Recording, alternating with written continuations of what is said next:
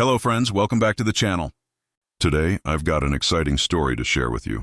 The wedding dress still hung behind the door, its white fabric stained with dust, its lace wilted by heat. Rachel Sinclair sat on the edge of a canvas cot, staring at nothing, her fingers tangled in the hem of her apron, while her husband counted coins just beyond the flap of the tent. The prairie outside their camp stretched dry and endless, but the fire inside her chest had long since burned out. Marriage had not saved her. It had sentenced her. Thomas Sinclair had been charming when he wanted to be, kind when others were watching. But once they left Missouri and crossed into Cheyenne land, the mask slipped. He grew cold. He drank, he hid. And now, after months of empty promises, she'd heard him say it. She heard him through the thin canvas, trading her to another man for a handful of gold and 3 bottles of whiskey. She's obedient, Thomas had said with a shrug. You won't have trouble from her. Rachel didn't scream, didn't run. Her silence wasn't fear. It was calculation. That night, while Thomas drank by the fire with the 2 traders who now eyed her like cattle, she slipped from the camp into the trees. She had no map, no weapon, just footsteps fueled by something deeper than desperation. She walked until the moon vanished and the wind turned cold. When she collapsed near a stream at dawn, her limbs numb and her lips cracked, she thought it might be the end. But it wasn't. When she woke, the sun burned overhead, and a man knelt beside her, Cheyenne, dressed in buckskin and quiet strength. His eyes were sharp but not cruel. He said nothing at first, just offered her water, waited for her to drink, then finally spoke. You ran far, he said, but not enough. He sold me, she whispered. My husband sold me. The man nodded once, understanding more than she said. Then you will not go back, he replied. Not if you choose to live. She stared at him, unsure whether he was a savior or a threat. But when he stood and reached out his hand, she took it not because she trusted him, but because for the first time someone had offered her a choice. He led her along the riverbank without a word, his movements smooth and certain, like the land itself spoke to him in rhythms she couldn't hear. Rachel stumbled often, her dress torn and feet blistered, but she never complained. The man didn't ask her name, and she didn't offer it. He called himself Nakoa, which meant warrior in his language, though there was no arrogance in the title. Only weight. That night they camped beneath a stand of cottonwoods where the leaves whispered secrets with every breeze. He built a fire with practiced ease and laid out strips of dried meat and a leather water pouch. When she hesitated to eat, he simply said, "Strength leaves fast. You'll need it if you want to stay free." She chewed slowly, the meat tough but rich with flavor, and watched him as he worked, a blade in hand, smoothing arrow shafts in silence. She had known many men, but never one who moved with such quiet conviction. Not her husband, who barked orders like he feared being ignored. Not her father, who filled every room with anger. Nakoa didn't take up space. He carried it with him. "Why did you help me?" she asked. He didn't look up. "Because no one else would." "Do you always help strangers?" "Only when they don't scream at the wind," she frowned. "What does that mean?" "You didn't beg," he said. "You ran. That means your fire's still burning." Her throat tightened. She had buried so much of herself in silence that she'd forgotten what it meant to still burn. As the firelight flickered across his face, she saw no pity there, just awareness, like he had known suffering too. "My husband will come for me," she murmured. Nakoa nodded slowly. "Then he will find a different woman." The word struck her with more force than she expected. A different woman, not broken, not sold, not his. As the stars thickened above them and the river murmured beside their camp, Rachel wrapped the blanket he had given her around her shoulders and lay back on the cool earth. She didn't know who she was becoming, but for the first time she didn't feel lost. She felt dangerous, and that terrified her more than anything Thomas Sinclair had ever done. The days blurred into movement through groves of whispering trees, across ridges painted gold by the sun, and along quiet paths that twisted through the hills like secrets. Nakoa spoke little, and Rachel didn't feel the silence. She had spent too many years explaining herself to men who never listened. Now she savored the stillness. Every time her legs begged to stop, she looked at his pace, calm, measured, tireless, and kept going. Her body was reshaping itself, shedding the softness of domestic cages, building something leaner, sharper. One evening, They stopped at a high ridge where the wind raced through the grass like a living thing. Below, in a shallow valley, Rachel saw smoke rising, settler smoke. Tents, wagons, and pale men in hats swarmed like ants. Her stomach twisted. "They'll be looking for you," Nakoa said. "Or for someone to punish in your place." "And you?" she asked. "They'll say you stole me." He didn't blink. "Then let them say it. That doesn't scare you? They already took everything from me once. What else can they steal?" She didn't ask what he meant. His voice carried the weight of memory, and she was learning that the quietest words often held the most pain. That night, a storm rolled in, slow and dark, its clouds bruising the sky. They found shelter beneath an outcrop, and Rachel sat beside him, watching the fire sputter under the wind. "My husband once told me I owed him everything," she said. "He said he married me out of pity." Nakoa looked at her, his gaze steady. "Pity is a weak man's leash. Then what strength?" she asked, walking away and not looking back. The rain hit in bursts, washing the dust from the rocks, streaking their shelter with mud. She leaned back against the stone and closed her eyes, letting the sound drown out the ghosts, still whispering inside her. When she opened them again, he had moved closer, not touching, not even looking at her, but near enough for her to feel his heat in the cold. She didn't shift away. In the distance, thunder rolled like drums in mourning. But beneath this ledge, a woman sat beside a warrior, and for the first time since her betrayal, her soul didn't tremble. It sparked. By the fourth morning, Rachel no longer stumbled. Her legs moved with rhythm. Her breath kept pace with the wind, and her hands had stopped trembling when they held a blade. Nakoa had shown her how to carve walking sticks from cedar, how to mark trails with stones, how to listen, not just with ears, but with instinct. "The land speaks," he said. "Most people never shut up long enough to hear it." She didn't laugh, but her lips curved just slightly. They had traveled far into Cheyenne country, where settlers rarely dared to tread. The earth here was wild and ancient, untamed not by distance but by memory. One afternoon, they reached a stream where berries grew in thick clusters, and the birds were so loud it felt like the sky was singing. Nakoa dismounted and motioned for her to drink. As Rachel knelt, cupping the cold water in her hands, she caught her reflection in the surface and paused. The woman looking back at her had sun-darkened skin, dirt on her cheeks, and a fire in her eyes that hadn't been there before. She looked dangerous alive. "Who is she?" she whispered. Nakoa stepped beside her, crouching low. "Someone Thomas will no longer recognize." "Good," she said. "I hope he chokes on it." Nakoa didn't smile often, but this time he did, a small, brief thing like lightning in the corner of her vision. That night, as the stars spilled across the sky, Rachel sat beside the fire and shared her full story. Not just the betrayal, but the years before it. The way her father had married her off at 16 to avoid shame. The way her voice had been silenced by hands that knew only control. Nakoa listened without interrupting. When she was done, he didn't offer pity or promises. He simply handed her a new knife. "Keep this," he said. "It's not for revenge. It's for remembering who you are when they come again." Rachel turned the blade over in her hands. It was light but sharp, a mirror of herself. She nodded once. "They will come, won't they?" "Men like Thomas always do," Nakoa said. "But you're not the girl they lost." "No," she said softly. "I'm the fire they couldn't put out."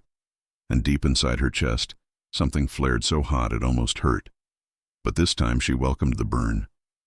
The riders came at dawn, shadows against the horizon, their outlines flickering like ghosts in the mist. Rachel saw them first. She had just risen, shaking the sleep from her limbs when the wind shifted and carried the faint sound of hooves. Her blood turned to ice. "They found us," she said, her voice steady despite the pounding in her chest. Nakoa didn't ask how many. He didn't need to. He moved with practiced speed, securing the horses, handing her the knife without a word. "If I fall," he said, "you ride east. Don't stop until the river bends twice." "You're not going to fall," she said, gripping the blade so tightly her knuckles went white. But when the figures crested the ridge, her stomach dropped. Thomas Sinclair rode at the front, a cruel grin already stretched across his face, flanked by 3 armed men with whiskey in their veins and greed in their eyes. "Rachel!" he called, voice full of triumph. "There you are! I've missed your obedience." She stepped out before Nakoa could stop her, anger overriding fear. You sold me like cattle, and now you want me back? You're mine, he sneered. You think you can run off with a savage and come out clean? She laughed, and the sound surprised even her. I didn't come out clean. I came out on fire. Thomas dismounted, hand on his pistol, stepping forward like a man still convinced the world bent for him. Nakoa appeared beside her in an instant. Leave, he said to Thomas. She chooses her path now. You don't get to speak here. Thomas spat. The insult cracked the air. Rachel didn't wait. She moved first. Her knife found its mark, not in flesh, but in Thomas's coat, inches from his chest. A warning, not a wound. The men raised their guns. Nakoa was faster. Two fell before they could shoot. The third turned and ran. Only Thomas remained, red-faced and shaking. You'll regret this, he spat. You're nothing without me. Rachel walked toward him, knife still warm in her hand. I was nothing because of you. He backed away, stumbling, falling into the mud. She didn't strike him. She didn't need to. Next time, she whispered, I won't miss. And as Nakoa led her away, Thomas screamed after her, but she never looked back. Some ghosts aren't worth naming twice. The sun rose hard that morning, glaring down on the blood-stained earth and the scattered remnants of a man who thought ownership meant love. Rachel rode beside Nakoa in silence. Her breath even, her hands steady, her heart no longer thrashing in her chest like a caged bird. Something had shifted. Not broken, shifted. Like a river that changes course after years of damned pain. They didn't speak of what had happened. Nakoa didn't offer praise, and Rachel didn't ask for it. There was no need. The silence between them was no longer heavy. It was understood. That afternoon, they stopped in a narrow canyon where the air smelled of sage, and the wind hummed low through stone. Nakoa showed her how to set snares, how to watch the sky for signs, how to carve lines in the dirt so that one day she could find her way back. Back to where? She asked. He didn't answer right away. Not back, he said finally. Forward where you decide. That night, as the canyon cooled and the fire snapped gently in the dry air, Rachel took out the knife and stared at it. She had cleaned it, but traces of blood clung to the hilt. Hers, his, the earth's. It didn't frighten her. It reminded her. Nakoa sat nearby, mending a tear in his tunic with quiet focus. She studied him. He had never asked her to stay, never told her what she owed, and still he protected her, taught her, trusted her to rise. You never asked about who I was before, she said. He looked up. I see who you are now. That's enough. Do you think I've changed? She asked. No, he said. I think the fire finally found its shape. She nodded slowly, letting the words settle. What about you? She asked. What have you lost? He didn't speak for a long time then. A wife, a child, a people I couldn't save. And yet, here you are. And yet, he echoed. That's how we honor the dead. We keep walking. Rachel reached into her satchel and pulled out a scrap of hide. With charcoal and ash, she began to draw. A flame, a mountain, a woman walking barefoot into smoke. She didn't know what she'd call it yet, but she knew one thing. This time, the story would be hers. They reached the high plains 2 days later, where the sky opened so wide it felt like the world had no end. The grass swayed in slow waves, and distant herds moved like shadows over the earth. Nakoa stopped on a rise and looked out over the land with the reverence of someone greeting an ancestor. Rachel stood beside him, breathing deep, feeling the sun on her face, the wind in her hair, and something new blooming inside her.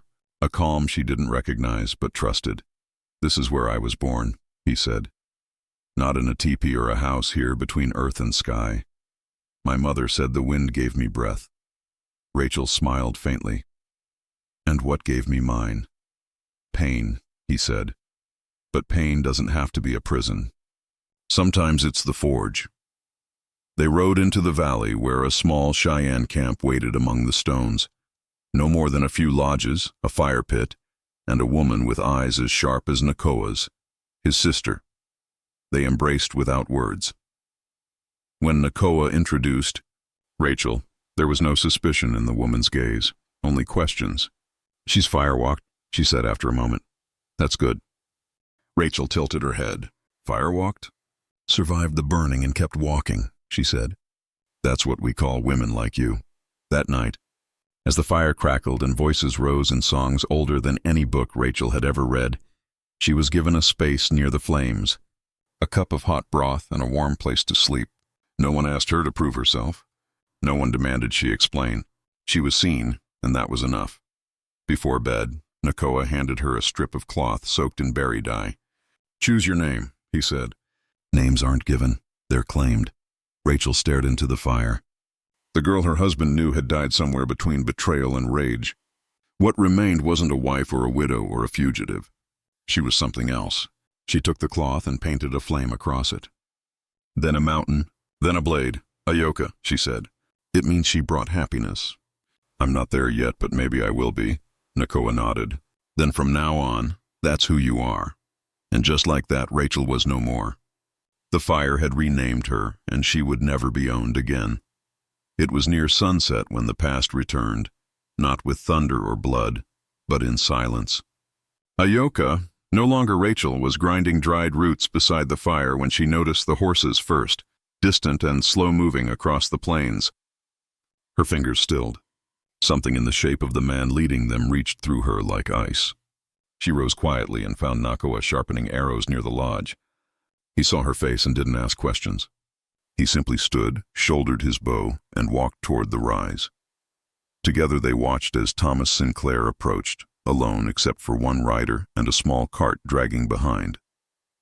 He looked older, as if months had collapsed him from the inside out. But his eyes, they were the same. Cold, possessive, a man who had lost a thing he thought he owned. "He came back," Ayoka said, her voice flat. "They always do," Nakoa replied. They didn't wait for Thomas to reach the camp. They met him halfway. Nakoa's steps measured and sure, Ayoka's shoulders straight as a blade. "I came to make peace," Thomas called out, palms open like a merchant selling forgiveness. "I came to bring her back. There is no her," Ayoka said. "She burned. I have gold," he added quickly, gesturing to the cart. "And legal papers. This doesn't have to end badly." "It already did," she said. "You ended it when you traded my life for liquor." "You were my wife," he snapped, control cracking. "You had duties. I had fire," she interrupted, stepping forward. "And you tried to drown it." Thomas's face darkened. "You're not the woman I married." "No," she said. "I'm the woman you created." "And lost." Nakoa drew his bow, not in threat, but finality. "Go," he said, "and take your paper with you." Thomas didn't move. His hand twitched near his coat. Ayoka's hand slipped to the knife at her belt, and for a moment the air felt like it would tear open. But then Thomas saw it, not fear in her eyes, but certainty.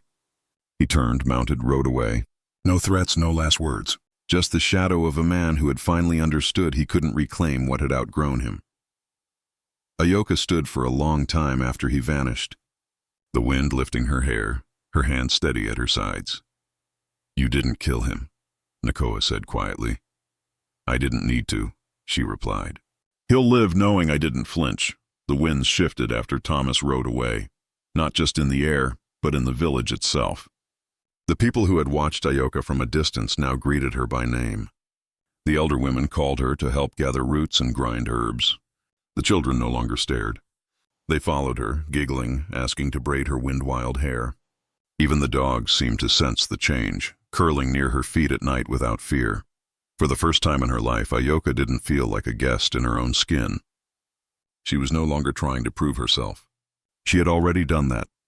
By living, by fighting, by choosing not to disappear. Nakoa watched all this with quiet approval, never demanding her time, never pressing his presence into her peace. But when they spoke, it was like water meeting stone. Natural, necessary. One evening, she found him carving a flute by the fire. He looked up as she approached and motioned for her to sit. "I want to build here," she said. "Not just stay, build." "Then we will build," he said, as if her decision was a thread already woven into the fabric of their lives. "A lodge, a life, whatever you choose." She looked out at the fields, golden beneath the fading sun, and nodded. "I'll never go back to what I was." "There's no road back," he said. "Only forward." The next morning, she began collecting willow branches with the other women. She wove them by hand, learning the rhythm of building something that could hold in wind and memory. She marked the frame with her own pattern, a flame at the center, surrounded by roots. It wasn't just a shelter. It was a declaration. As the lodge took shape, Nakoa brought her feathers from an eagle he had seen circling near the cliffs. "Protection," he said, placing one at the door, "for whatever comes next."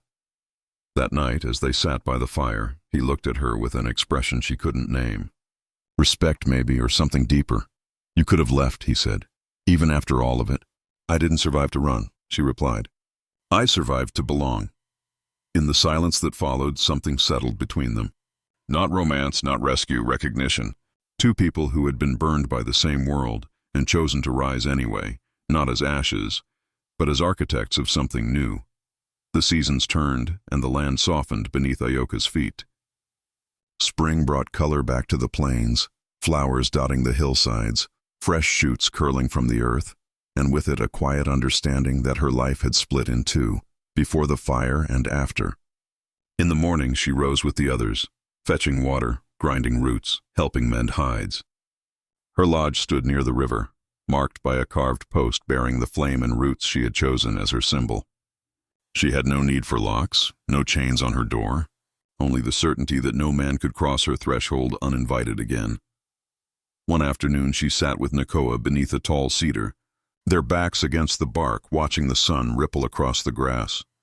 "Do you think they'll return?" she asked. "The soldiers, the settlers. Maybe," he said. "But if they do, we'll be ready. Not just with weapons," she said. "With truth." Nakoa nodded, carving into the wood beside him with a slow, steady hand. "They fear what they can't name. A woman who survived, a people who endure. That's more dangerous to them than any arrow." She glanced at the mark he was carving. "A spiral wrapped in flame." "What's that?" "Your story," he said. "It deserves to live somewhere." The fire cracked nearby, and children's laughter drifted on the wind. Ayoka leaned her head back and closed her eyes, listening, not for danger, but for life. For the first time, the silence inside her was not empty. It was full. That night, the elders gathered the village for stories. Ayoka was asked to speak. She stood slowly, unsure at first, then began with no grand announcement, only truth. She told them of the man who traded her, the knife she didn't throw, the name she gave herself when the world tried to erase her. No one interrupted. No one doubted. When she finished, the elder woman who had once called her Firewalked stepped forward and pressed a painted feather into her hand. "You were never owned," she said. "Not by man, not by fear, only by the fire that kept you alive." And in that moment, Ayoka understood that redemption didn't come from being saved. It came from standing unshaken in the aftermath and refusing to disappear. She was not a bride, not a widow, not a possession. If you enjoyed my story, don't forget to subscribe and hit the notification bell for more.